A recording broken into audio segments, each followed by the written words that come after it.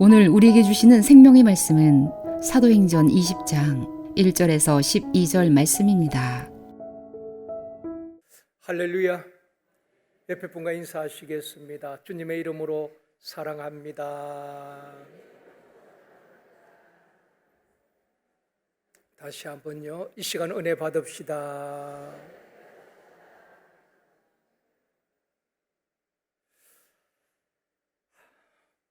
사람마다 또 나이에 따라서 관심 분야가 다릅니다.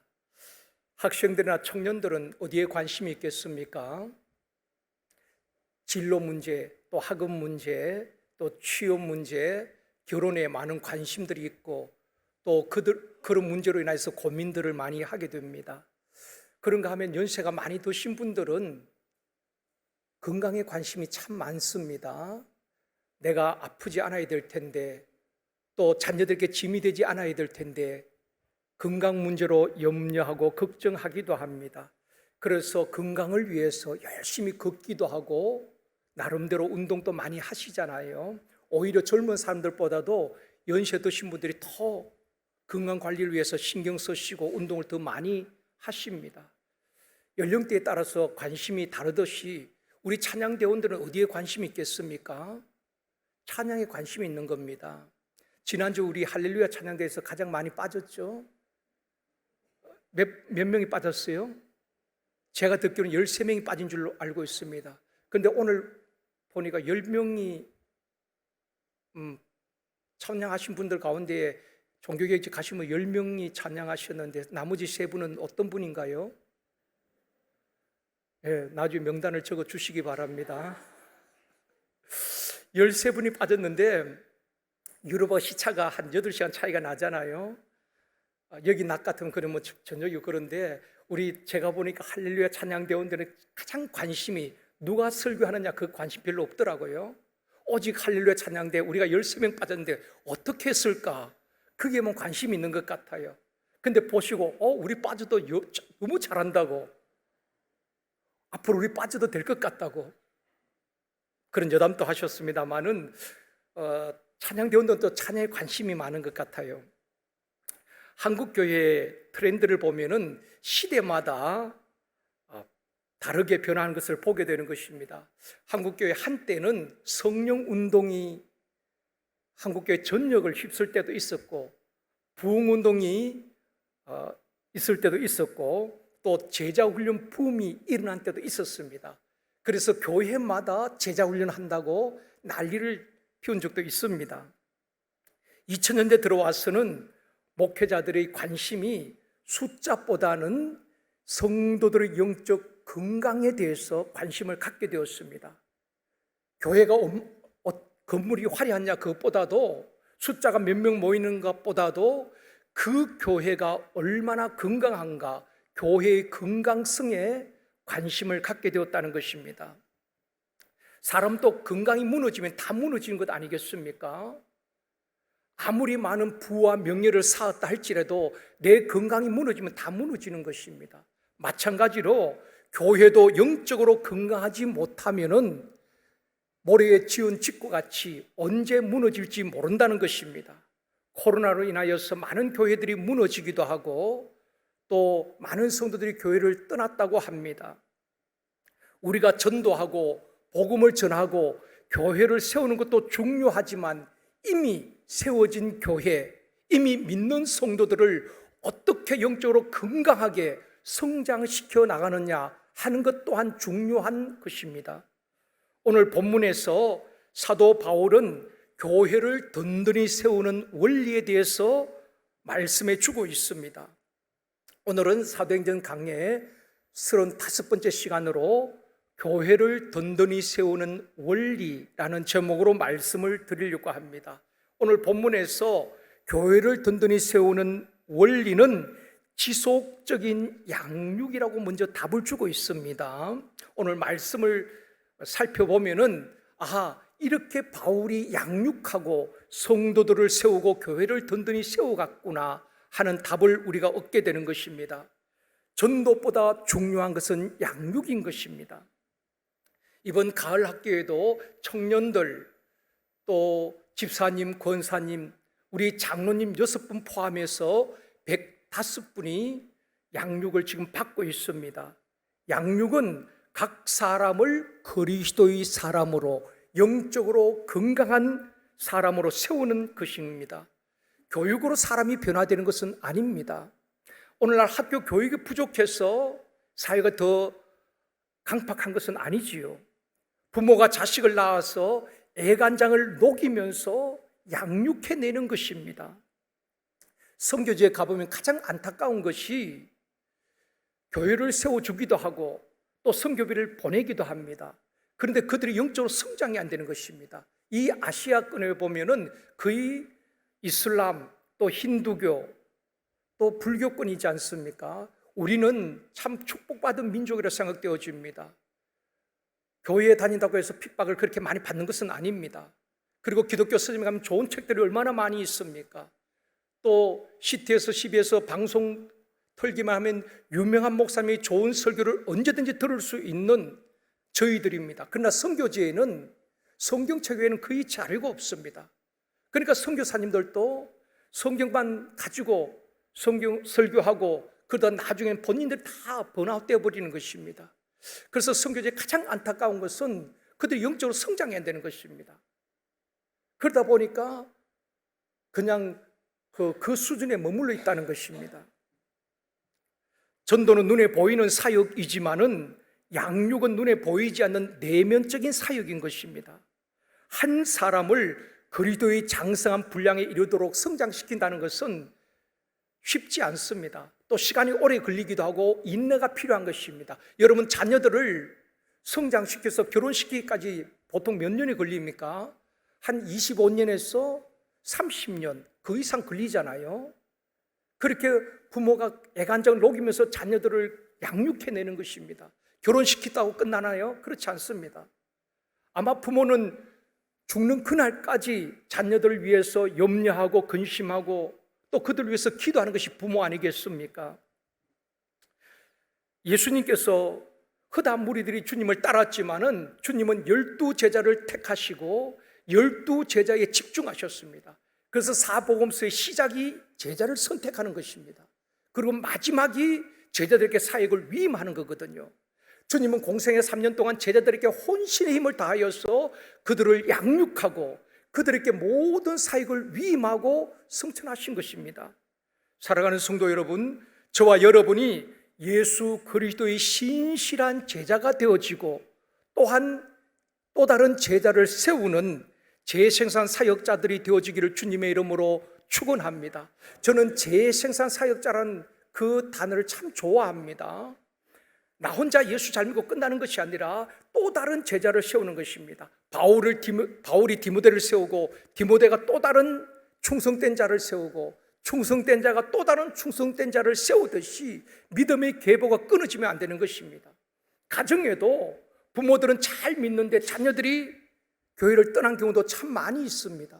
부모들이 섬겼던 그 하나님 자녀들이 더 잘 섬기고 그 손자 손녀들이 더 잘 섬기는 믿음의 계보가 이어지는 축복이 있기를 원합니다. 첫 번째로 제자들을 권면하고 세우는 원리입니다. 1절에 보면 소요가 그침에 바울이 에베소에서 복음을 전할 때 소동이 일어났지요. 이 에베소는 마술을 행하는 사람들, 무당들, 또 아데미 신전이 있는 악한 영들이 지배하던 도시였습니다. 그곳에서 바울이 복음을 전하는 것입니다. 사람의 손으로 지은 것은 신이 아니다. 다 헛된 우상이다. 그렇게 선포할 때에 복음을 듣고 많은 사람들이 회심하게 되는 것입니다. 마술을 행하던 사람들은 마술책을 다 불태우고 그 책값이 은 5만이라고 말하고 있는 것입니다. 그러다 보니까 그 아데미 신상의 모형을 팔아서 많은 부를 축적했던 사람들이 장사가 안 되는 것입니다. 그 우상을 섬기지 않으니까 장사가 되지 않자 데메드리오라는 사람을 중심으로 많은 그 업을 하는 사람들이 바울을 죽이겠다고 바울을 찾고 있는 것입니다. 그때의 서기장이 그 사람들을 진정시키고 소요가 그쳐지게 되었다 하는 것이 오늘 본문 앞부분의 내용인 것입니다. 오늘 1절 말씀 다시 보시겠습니다. 같이 읽습니다. 소요가 그침에 바울은 제자들을 불러 권한 후에 작별하고 떠나 마게도냐로 가니라. 소요가 그쳤다는 것은 그 에베소에 일어났던 소동이 그쳐지자 바울은 제자들을 불러서 권한 후에 마게도냐로 갔다, 그렇게 말씀을 하고 있습니다. 바울은 두란노 서원에서 2년 동안 날마다 말씀을 가르치고 양육하고 제자들을 세웠습니다. 이제 에베소를 떠나기 전에 그 제자들을 불러서 권하였다, 그렇게 말씀하고 있습니다. 불러서 권했다는 말은 헬라어로 파라칼레오란 단어를 쓰고 있습니다. 파라칼레오란 단어는 곁으로 불러서 가르쳤다, 또 곁으로 불러서 위로하고 권면하고 또 격려했다, 그런 의미거든요. 바울이 두란노 서원에서 말씀을 강론할 때는 많은 사람들을 대상으로 말씀을 강론했다면은 이제 에베소를 떠나기 전에는 각 사람을 가까이 불러서 그들에게 가르치고 권면하고 위로했다는 것입니다. 성령을 헬라어로 파라클레토스란 단어를 쓰고 있습니다. 파라클레토스, 이 단어의 의미도 보면은 곁으로 불러서 위로한다, 격려한다, 곁으로 불러서 힘을 준다, 능력을 준다, 그런 의미거든요. 그게 성령, 파라클레토스란 단어의 의미인 것입니다. 그러니까 성령이 하시는 사역을 지금 바울이 하고 있다는 것입니다. 각 사람을 가까이 불러서 그들을 가르치고 권면하고 있다는 것입니다. 건강한 교회는, 좋은 교회는 이 파라칼레오 사람이 많은 교회라고 생각되어집니다. 서로 지적하고 서로 상처 주고 상처받는 교회가 아니라 서로를 위로하고 서로를 격려하고 서로를 세워주는 교회가 좋은 교회 아니겠습니까? 가정도 마찬가지지요. 좋은 가정은 어떤 가정입니까? 좋은 저택에 사는 가정 아니죠. 좋은 차를 타고 다닌다고 좋은 가정은 아닙니다. 가족 간에 서로 위로하고 힘들 때 격려하고 서로를 세워줄 때 그 가정이 건강한 가정 아니겠습니까? 교회도 마찬가지입니다. 사람이 언제 변화되는가? 언제 소그룹 셈터가 성장하는가? 소그룹으로 모여서 나에게 주신 말씀 받은 은혜를 서로 나누고 또 서로 돌보고 서로를 위로하고 서로를 격려할 때에 일꾼이 세워지고 셈터가 든든하게 세워져 가게 될 줄 믿습니다. 그래서 여러분, 현대인들 얼마나 외롭습니까? 군중 속의 고독이라고 말하잖아요. 사람은 많지만은 정말 내 마음을 쏟아내고 상의할 만한 사람은 많지 않습니다. 그러다 보니까 사람들은 다 외로운 겁니다. 힘든 일이 있어도 혼자 사귀어야 되는 것입니다. 그러다 보니까 다 마음에 상처들이 있고 그 상처가 치유가 안 되는 것입니다. 어디서 그것을 풀어내야 되겠습니까? 어디서 해결해야 되겠습니까? 소그룹 셈터에 모여서 함께 내 아픔도 내 기도 제목을 내어놓고 함께 기도하고 그곳에 성령이 임재할 때에 기도가 응답되어지고 내 마음의 상처, 육체의 질병이 치유되어지는 것을 경험하게 될 때에 그곳에 모이지 않겠느냐는 것입니다. 그런 좋은 셈터에 오지 않겠느냐는 것입니다. 그것이 건강한 셈터, 그런 건강한 셈터들이 모여서 건강한 교회를 이루어가는 것입니다. 바울이 제자들을 가까이 불러서 무슨 말로 권면을 하고 무슨 말로 위로를 하고 무엇을 가르쳤겠습니까? 에베소서 6장 12절 말씀 같이 읽습니다.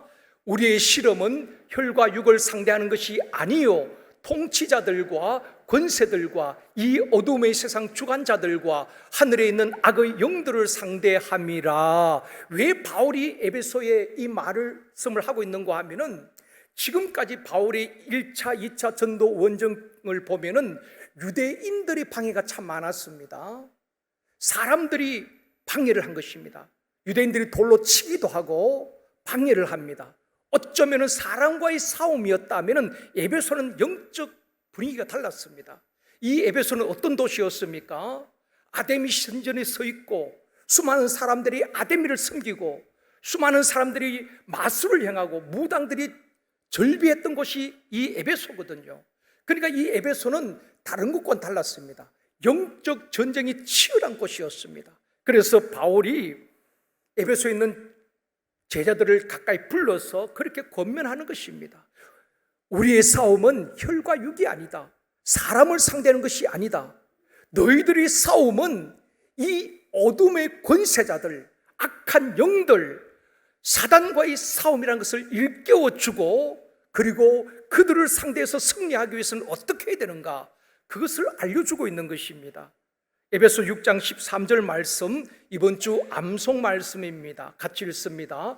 그러므로 하나님의 전신 갑주를 취하라. 이는 악한 날에 너희가 능히 대적하고 모든 일을 행한 후에 서기 위함이라. 이 에베소는 강력한 어둠의 세력이 지배하고 있었다는 것입니다. 그렇기 때문에 너희들이 하나님의 전신 갑주로 무장을 해야 한다. 그리고 그들을 대적해야 된다라고 이야기하고 있는 것입니다. 하나님의 전신 갑주가 무엇입니까? 여기 그림을 보면은 머리에는 구원의 투구를 쓰고 가슴에는 의의 흉배를 붙이고 진리의 허리띠를 띠고 평안의 복음의 신발을 신고 그리고 믿음의 방패를 가지고 성령의 금 곧 하나님의 말씀을 가져라, 그렇게 권면을 하고 있는 것입니다.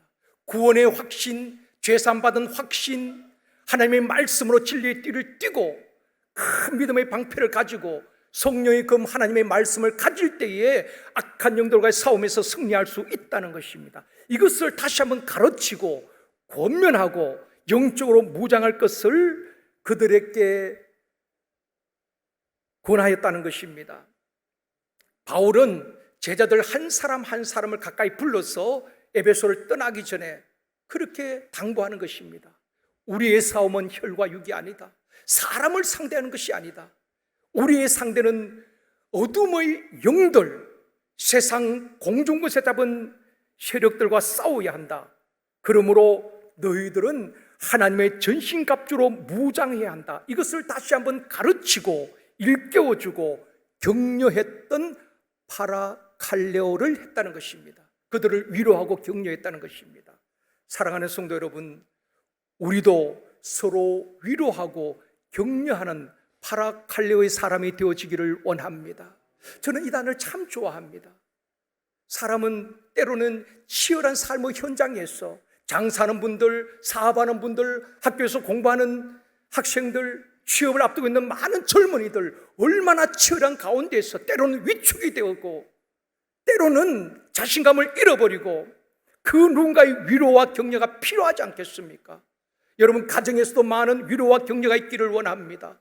교회에서도 와서 또다시 누군가로 인하여서 상처받는 것이 아니라 위로받고 힘을 얻고 서로가 파라칼레오의 사람이 되어질 때에 또 다른 삶을 세워가게 되는 것입니다. 그것을 오늘 본문에서 우리에게 보여주고 있는 것입니다.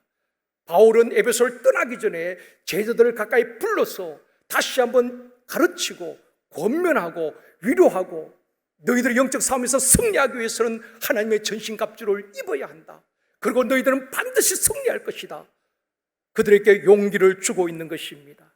사랑하는 성도 여러분, 우리 모두가 가정에서도 가족들을 위로하고 격려하고 교회에서도 샘터에서도 서로를 위로하고 격려하는 파라칼레오의 사람이 되어지기를 주님의 이름으로 축원합니다. 두 번째로 동력자들을 세우는 원리입니다. 바울은 에베소에서 제자들을 불러서 권면한 다음에 마게도니아로 갔다, 그렇게 말씀하고 있습니다. 2절 말씀 같이 읽습니다.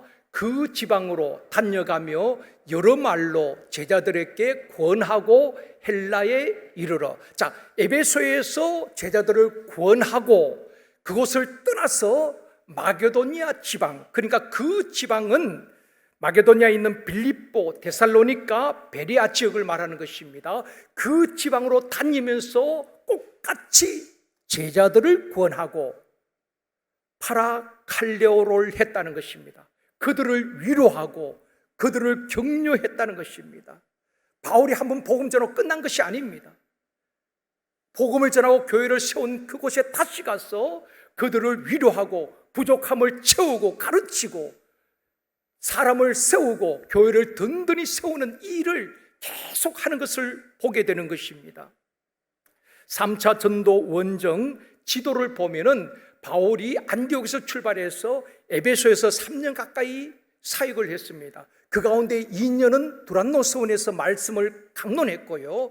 그래서 제자를 세우고 에베소를 떠날 때에 사람들 불러서 그들을 구원하고 그리고 그 지방, 이 마게도니아 지방에 가서 빌립보, 데살로니가, 베레아에 가서도 제자들을 구원하고 위로하고 격려하고 다시 한번 세우고 그리고 아래에 있는 아가야 지역 아덴이나 고린도까지 내려와서 제자들을 구원하고 다시 그들을 세웠다는 것입니다. 교회 안에서도 여러분 등록했다고 그분이 잘 정착하고 믿음이 성장하는 것 아닙니다. 끊임없이 그들을 돌보고 샘터에서 말씀으로 그들을 세우고 격려하고 위로하고 세워가야 하는 것입니다. 파라칼레오 사역을 감당해야 한다는 것입니다. 2절 3절 우리 다시 한번 같이 읽겠습니다. 헬라에 이르러 거기 석 달 동안 있다가 배 타고 수리아로 가고자 할 그때에 유대인들이 자기를 해하려고 공모함으로 마게도니아를 거쳐 돌아가기로 작정하니, 헬라는 바로 이 고린도 지역을 말하거든요. 맨 아래쪽에 있는 고린도까지 와서 거기 석 달 동안 머무르게 되는 것입니다. 많은 성경 해석학자들은 바울이 바로 헬라 고린도에서 석 달 있을 때에 로마서를 썼다고 그렇게 이야기하고 있습니다. 석 달 동안 고린도에 머무르면서 로마에 있는 성도들에게 쓴 편지가 로마서 아닙니까? 바로 이때에 썼다고 이야기하고 있습니다. 바울은 에베소에서 또 마게도니아 지방에서 또 이 아가야 지역 헬라 고린도에서도 제자들을 구원하고 그들을 위로하고 그들을 격려하고 세웠다는 것입니다. 여러분, 오늘날 우리 교회 또 샘터에서 해야 할 일이 이런 사역인 것입니다. 사람은 혼자서 스스로 성장할 수가 없습니다. 아이들도 태어나면은 부모들이 오랫동안 그들을 양육하고 돌봐주고 세워가는 것 아니겠습니까?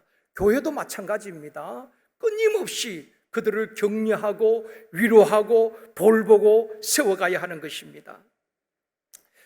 3절 말씀 다시 보시겠습니다. 같이 읽습니다. 거기 석 달 동안 있다가 배 타고 수리아로 가고자 할 그때에 유대인들이 자기를 해하려고 공모함으로 마게도니아를 거쳐 돌아가기로 작정하니, 고린도에서 석 달 있었죠. 그때 로마서를 썼습니다.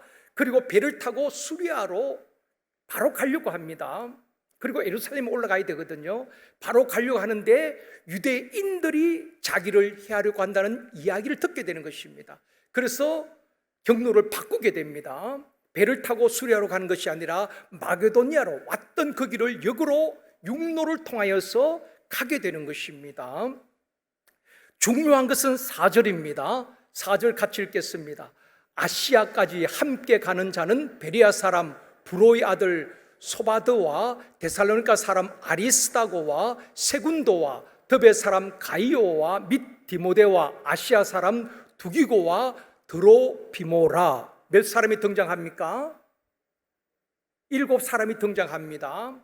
이 사람들, 소바드, 아리스다고, 세군도, 가이오, 디모데, 두기오, 드로피모, 이 사람들을 7사람은 아시아까지 함께 가는 자라, 그렇게 말씀하고 있거든요. 지금 바울이 배를 타고 바로 가려고 했는데 유대인들이 해하려고 기다리고 있다는 이야기를 듣고 육로로 마게도니아를 거쳐서 가는데, 아시아에도 역시 유대인들이 바울을 해하려고 하는 것입니다. 그러다 보니까 그 7사람이 그 위험한데 바울 혼자 보낼 수가 없다. 그리고 아시아까지 함께 가게 되는 것입니다. 그들이 먼저 가서 어떻게 보면 바울을 보호하기 위해서 함께 아시아까지 간 자라고 성경의 7명을 소개하고 있습니다. 그 7사람은 바울이 전하는 복음을 듣고 그들이 예수를 믿고 또 바울을 통해서 양육받은 제자들이고 동역자였다는 것입니다. 사랑하는 성도 여러분, 교회가 해야 할 일은 우리가 예수 그리스도의 신실한 제자가 되어지고 또 다른 제자를 계속해서 일꾼들을 세워야 하는 것입니다. 어디서 해야 됩니까? 소그룹 센터에서. 그래서 센터장들이 늘 성령으로 충만해야 될 이유가 거기에 있는 것입니다.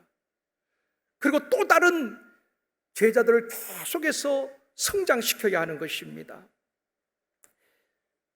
바로 7사람은 끝까지 바울이 아시아에까지 동행하면서 함께했던 바울의 동역자였습니다. 여러분, 바울도 위도했지만은 바울 주변에 이런 신한 동역자들이 참 많았던 것입니다.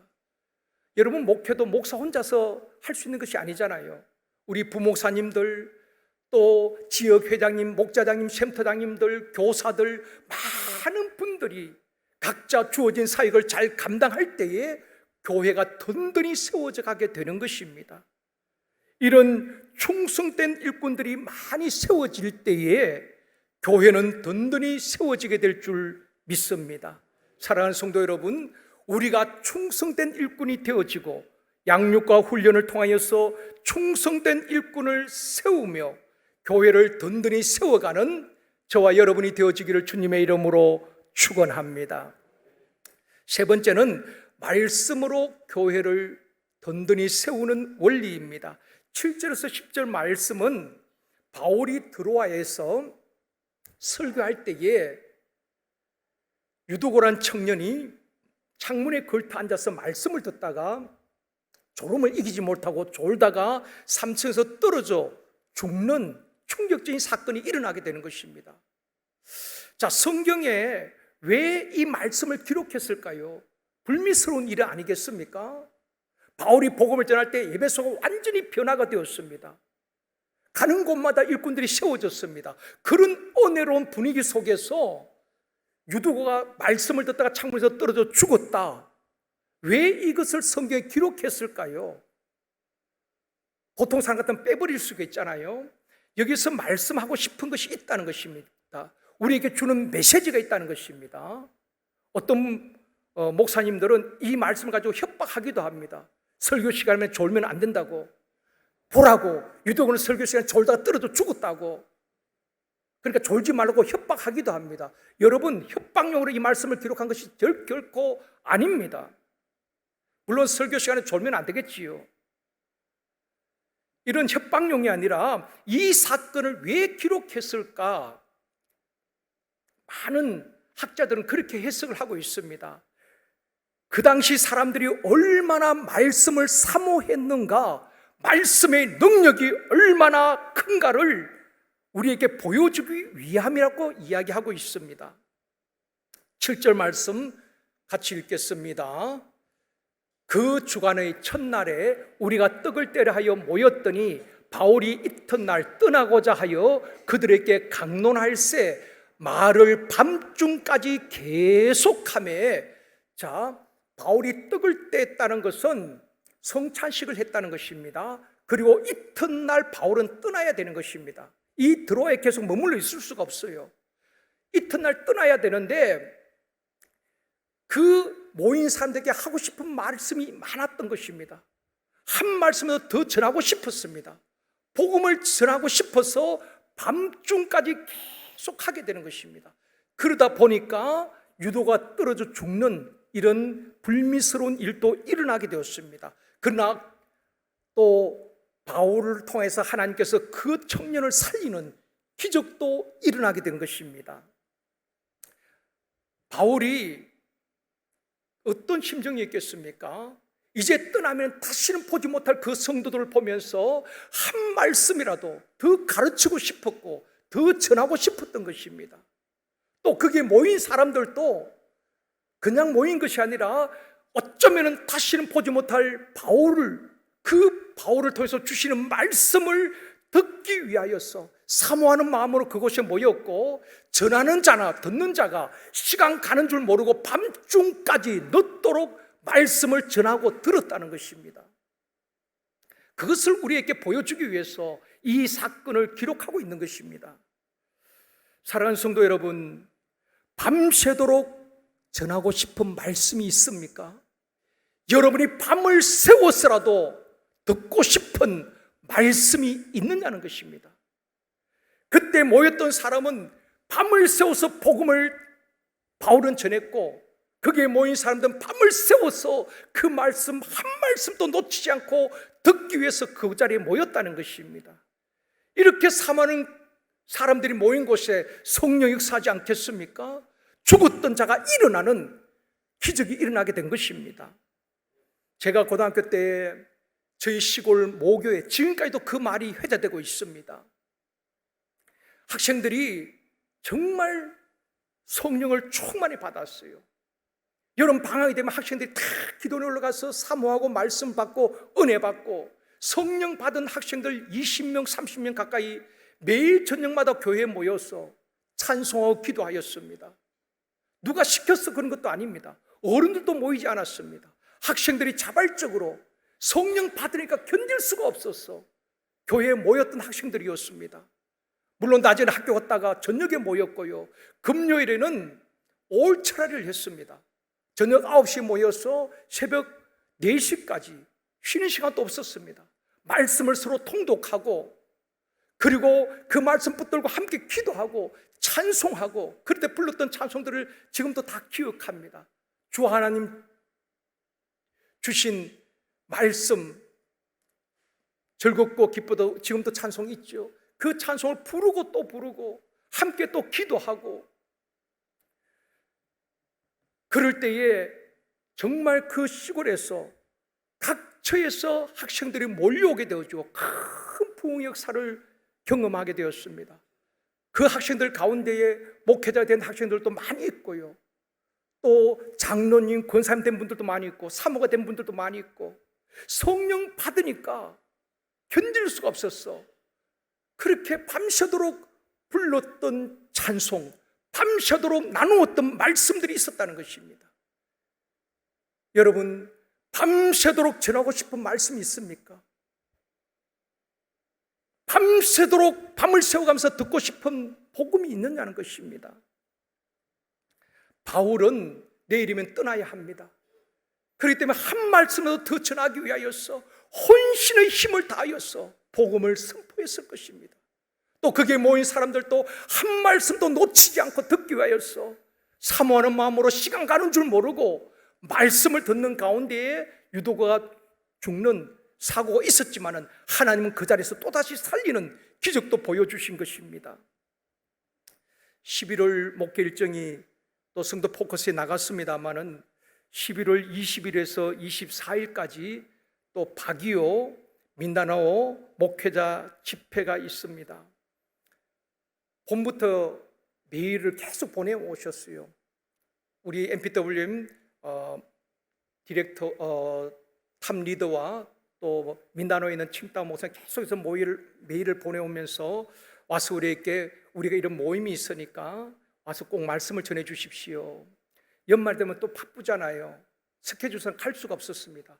마닐라에 가서 또 바기오까지 버스로 5시간 가야 되고, 바기오에서 이틀 집회하고 또다시 마닐라로 5시간 와서 비행기로 또 민다나오로 가서 민다나오에서 이틀 집회하고 또 금요일 밤에 한국에 오게 되어지면 그 다음날 또 이제 우리 청년 결혼 주례가 있습니다. 또 주일날은 행복나눔 축제가 있고, 주일 저녁부터 또 부흥회가 잡혀져 있습니다. 도저히 일정을 뺄 수 없어서 계속 거절을 했습니다. 다음에 기회가 되면 가겠습니다. 근데 계속 요청을 하기에 기도하면서 내가 성령을 거스리고 있지는 않는가, 성령이 가게 하시는데 내가 자꾸 거부하고 있지 않는가. 또 그들은 말씀만 전해달라는 것이 아니라 어려운 지역에 있는 분들은 눈이 시력이 상실해 가는데도 치료를 받을 길이 없다는 것입니다. 오지에 있는 분들은 그래서 치과 의사도 필요하고 안과 의사도 와서 우리를 좀 치료해 주셨으면 좋겠습니다. 그래서 우리 교회는 치과 의사는 있지만 안과 의사가 없잖아요. 그래서 우리 후배 목사님과 연합해서 우리 교회에서 9분, 또 그쪽 교회에서 11분, 거기에는 뭐 안과를 담당하는 간호사들하고 같이 연합해서 복음도 전하고 또 그들이 육신의 질병도 치료할 수 있도록 우리가 돕기 위해서 그런 또 스케줄을 짜게 되었습니다. 여러분, 우리 주님께서 가라면은 우리는 또 가야 되지 않겠습니까? 단순하게 성경만 보내주는 것이 아니라 그들에게 필요한 것은 복음인 것입니다. 그들에게 필요한 것은 말씀이란 것입니다. 사람을 변화시키는 것은 하나님의 말씀인 줄 믿습니다. 저와 여러분의 삶을 변화시키는 것은 하나님의 말씀인 것입니다. 우리의 믿음을 성장시키는 것은 하나님의 말씀입니다. 밥 한 번 먹고 커피 한 번 마신다고 해서 사람이 변화되어지고 믿음이 성장하는 것 아닙니다. 교제도 중요하지만 우리의 삶을 변화시키는 것은 오늘도 살아있는 하나님의 말씀인 줄 믿습니다. 그 말씀은 살았고 운동력이 있어 좌우의 날선 금보다 예리하다고 말씀하고 있는 것입니다. 여러분, 꼭 해외만 아닙니다. 우리 주변에도 말씀을 기다리고 듣고 싶어하는 사람들이 얼마나 많은지 모릅니다. 그래서 행복 모임에서 또 화요 전도를 통하여서 우리가 때를 얻든지 못 얻든지 복음을 전해야 하는 것입니다. 여러분, 나는 밤새도록 전하고 싶은 말이 있는가? 복음이 있는가? 밤새도록 들어도 또 듣고 싶은 그런 말씀이 있는가 하는 것입니다. 미국의 유명한 설교자 척 스미스라는 목사님이 있습니다. 이분은 설교하는 것이 너무 어렵고 부담스러워서 목회를 시작했다가 목회를 접은 분입니다. 늘 설교 준비하는데도 성도들에게 은혜를 끼쳐야 되니까 너무 부담이 되는 것입니다. 그래서 너무 그것이 스트레스가 되어서 목회를 포기했습니다. 그러고 난 다음에 이분이 설교 준비를 위해서 성경을 읽는 것이 아니라 그냥 하나님의 말씀을 편안한 마음으로 읽고 묵상하고 하나님의 음성을 듣게 되는 것입니다. 창세기부터 쭉 읽어가는데 그 말씀이 큰 은혜가 되어지고 그 말씀이 달고 오묘하다는 것을 깨닫게 된 것입니다. 내가 은혜를 받고 보니까 가만히 있을 수가 없었던 것입니다. 그래서 가까이 있는 지인들과 함께 내가 창세기 어디를 읽다가 내가 이런 은혜를 받았어, 여호수아를 읽다가 내가 이런 은혜를 받았어, 가까이 있는 몇몇 사람과 함께 받은 은혜를 나누기 시작한 것입니다. 이렇게 시작된 교회는 40년 동안 이 척 스미스 목사님을 통하여서 미국 전역에 1000개가 넘는 교회가 세워지게 되는 것입니다. 수많은 목회자들이 척 스미스 목사의 목회의 본질이 무엇인가 배우고 영향을 받게 되는 것입니다. 척 스미스 목사님이 하신 말씀이 있습니다. 내가 설교를 하기 위해서 성경을 읽을 때는 내가 은혜 받지 못한 채 그냥 설교를 했을 뿐이다. 근데 말씀을 읽는 가운데에 내가 말씀을 통해서 은혜 받고 그 말씀을 그대로 믿고 전했더니 사람들이 변화되어지고 교회가 든든히 세워졌다. 그것이 그분의 결론인 것입니다. 이것은 목회자들, 저를 포함한 우리 교역자들이 들어야 될 말씀이고 우리 센터장들이 들어야 될 말씀이고 우리 교사들이 들어야 될 말씀입니다. 우리 교사들, 센터장님들, 목회자들이 가르치기 위해서 성경을 읽고 그렇게 준비할 때 참 많이 있거든요. 중요한 것은 저와 우리 센터장님들, 우리 교사들이 말씀 앞에서 먼저 은혜를 받아야 된다는 것입니다. 내가 은혜를 받고 그 말씀을 그대로 믿고 전할 때에 학생들이 변화되어지고 성도들이 변화되어지고 센터 가족들이 변화되어지고 교회가 든든히 세워진다는 것이 이분의 핵심인 것입니다. 그래서 1000개가 넘는 교회를 설립하게 되었다는 것입니다. 말씀을 맺겠습니다. 사랑하는 성도 여러분, 말씀으로 제자들을 가르치고 양육하며 일꾼을 세우는 파라칼레오의 사람이 되어지기를 원합니다. 우리가 다 이 험한 세상 살아가고 있지 않습니까? 여러분 직장 생활이 만만합니까? 사업이 쉽습니까? 다 얼마나 많은 스트레스를 받습니까? 교회에 와서까지 상처를 받는다면 그들이 어디 가서 인생의 문제를 해결할 수 있겠습니까? 교회는 달라야 하는 것입니다.